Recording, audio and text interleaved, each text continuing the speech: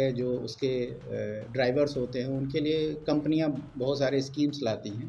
तो उनके माध्यम से इनका यही था कि पैसा जो है वो लेयरिंग होके जाए और उसका पता ना चले पुलिस को।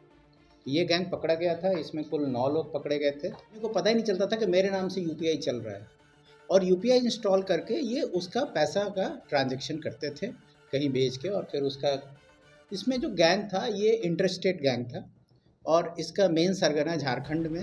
नेशन देख रहे हैं आप, मैं हूं अनिल। बिहार में बढ़ते साइबर अपराध पर नकेल कसने के लिए बिहार आर्थिक अपराध की साइबर सेल की टीम अब काफी एक्टिव मोड में नजर आ रही है।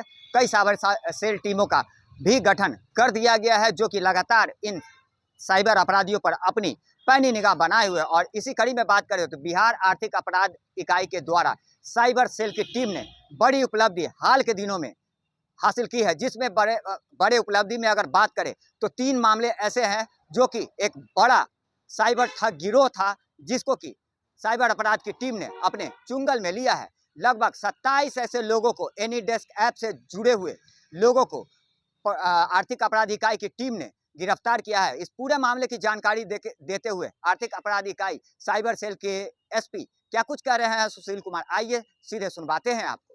पुलिस उप महानिरीक्षक महोदय द्वारा बताया गया कि आर्थिक अपराध इकाई के साइबर सेल में एक साइबर इंटेलिजेंस यूनिट स्थापित किया गया है, और साइबर इंटेलिजेंस यूनिट 1930 जो साइबर क्राइम रिपोर्टिंग पोर्टल और जो हमारा टोल फ्री नंबर है उस पर जो शिकायतें आती हैं, इसके अलावा थानों में भी जो केसेज होते हैं और अन्य स्रोत जिनके माध्यम से हमको जानकारियाँ मिलती हैं गिरोहों के बारे में, तो हमारी यूनिट ने इस पर लगातार इंटेलिजेंस कलेक्ट करके और फिर जो अपराधियों के गैंग्स हैं उनके बारे में पता किया, और कुल 3 बड़े बड़े ऑपरेशंस हम लोगों ने किए हैं।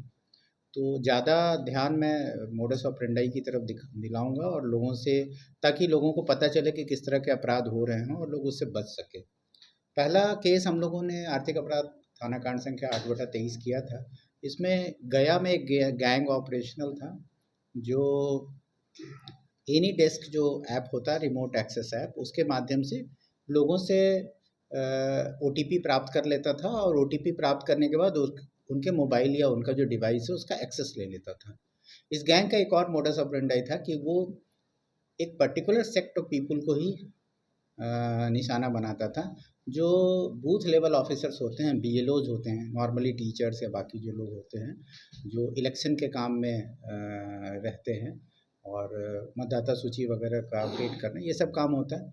उन लोगों को वीडियो बन के ये फ़ोन करते थे वीडियो ऑफिस से, और उसके बाद उनका डिटेल्स लेके, और जो पैसा ये मंगाते थे, जो पैसा ट्रांसफ़र होता था अकाउंट में, वो एक वहाँ के लोकल पेट्रोल पंप के अकाउंट में जाता था, और पेट्रोल पंप के भी 3 स्टाफ इसमें पकड़े गए थे। तो मेरा ये कहना है कि इसमें बड़ा नेक्सस था, और इसमें इन लोगों ने टारगेट फिक्स कर रखा था।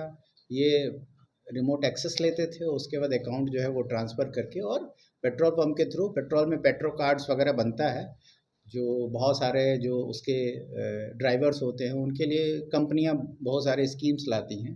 तो उनके माध्यम से इनका यही था कि पैसा जो है वो लेयरिंग होके जाए और उसका पता ना चले पुलिस को। तो ये गैंग पकड़ा गया था, इसमें कुल 9 लोग पकड़े गए थे, और इसमें 11 मोबाइल 28 मोबाइल पकड़े गए थे, और बाकी और भी ये हुई थी, बरामदगियाँ हुई थी। दूसरा केस हम लोगों ने एनी डेस्क ऐप का ही डिटेक्ट किया था, लेकिन इसमें इनका मोडस ऑपरेंडी थोड़ा और एडवांस था। एडवांस इन द सेंस कि ये उनका एक्सेस लेके, उसका ओटीपी लेके, और उसके बाद ये क्या करते थे कि ये उसमें यूपीआई इंस्टॉल कर लेते थे। उस आदमी को पता ही नहीं चलता था कि मेरे नाम से यूपीआई चल रहा है, और यूपीआई इंस्टॉल करके ये उसका पैसा का ट्रांजैक्शन करते थे कहीं भेज के, और फिर उसका इसमें जो गैंग था ये इंटरस्टेट गैंग था, और इसका मेन सरगना झारखंड में, और उसके बिहार में जो ऑपरेटिव्स थे वो पटना और आसपास के इलाकों के थे। इसमें जो लोग पकड़े गए उनका एक 2-3 चीज़ें इनकी बड़ी यूनिक थी। पहली चीज़ तो ये थी, हम लोग बाकी चीज़ें शेयर कर देंगे आपके साथ, जो मोटा मोटी बातें मैं बता रहा हूँ, कि मुख्य ये था कि ये लोगों को ठग के, और पैसा जो है वो तुरंत निकाल के और इन्वेस्ट करते थे सोना चांदी खरीदने में। इनके पास से करीब 14,70,000 रुपया कैश भी मिला था, और 300 ग्राम सोना भी मिला था। तो सोने का आभूषण बाकी चीज़ें खरीद के, ताकि ये तुरंत जो है उसका क्लू आगे नहीं मिल सके। तो ये गैंग भी पकड़ा गया था। इसमें पटना सिटी का रहने वाला एक लड़का था राहुल कुमार, वो पकड़ा गया था। और ये जो पीड़ित था ये एसएसबी का स्टाफ था, जो कि मोतिहारी में कुंडवा चैनपुर में पदस्थापित था। इसका 99,999 रुपया इन लोगों ने इसी तरह से एक फर्जी ये दिखा के कि जैसे इसका पैसा ही किसी को भेजना चाहता था, अपने भाई को नहीं भेज पाया, तो उसने कहा कि हमको टोल फ्री नंबर चाहिए जिससे हम संपर्क कर सकें कि क्यों मेरा पैसा इस यूपीआई के थ्रू नहीं जा रहा है। तो जो नंबर मिला वो फर्जी था, क्योंकि वेबसाइट फर्जी थी। तो इसमें कई चीज़ें इन्वॉल्व थी और कई लेयर्स थे। इसमें जो आदमी पकड़ा गया वो उसने क्या बताया कि इन लोगों ने 3 लेयर में अपना पूरा का पूरा ऑपरेशन रखा था। एक तो ऊपर में जो लोग बैठे थे वो आइडेंटिफाई करते थे और उनका सेटअप था जिसमें कि लोगों को कॉल्स जाता था और उसके बाद उनका एक्सेस लेते थे। दूसरा लेयर था जो कि लोकल लेवल पे काम करता, जैसे पटना में जो काम करता था उसका ये काम था कि वो उसमें जो लोग भी एम्प्लॉई थे वो लोग क्या करते थे कि वो टारगेट रखते थे और वो आइडेंटिफाई करते थे कि किनको हमको, जैसे बहुत सारे अकाउंट्स इन लोगों ने खोल रखे थे और जो पुराने अकाउंट होल्डर्स थे उनके ये एटीएम कार्ड्स और बाकी अपने पास रख लेते थे और महीने में 10,000 से 15,000 रुपये उनको देते थे। और इसके लिए ऐसे लोगों को कहाँ से ये लोग मिलेंगे, तो इसके लिए भी इन लोगों ने अपनी तरफ से अलग से बहालियाँ कर रखी थी। बहुत सारे 5-6 लड़कियाँ जो जॉब की तलाश में लोग रहते हैं उनको इन लोगों ने एम्प्लॉय कर रखा था।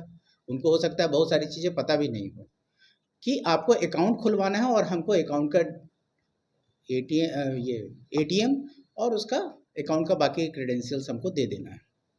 तो ये गैंग पकड़ा गया। इसके पास से बरामदगियाँ बहुत हुई थी और इसके पास से कुल मैंने आपको बताया जैसे कि 300 ग्राम सोना, 14 लाख से ज़्यादा रुपया, 70 मोबाइल मिले थे और 109 डेबिट और क्रेडिट कार्ड मिले थे।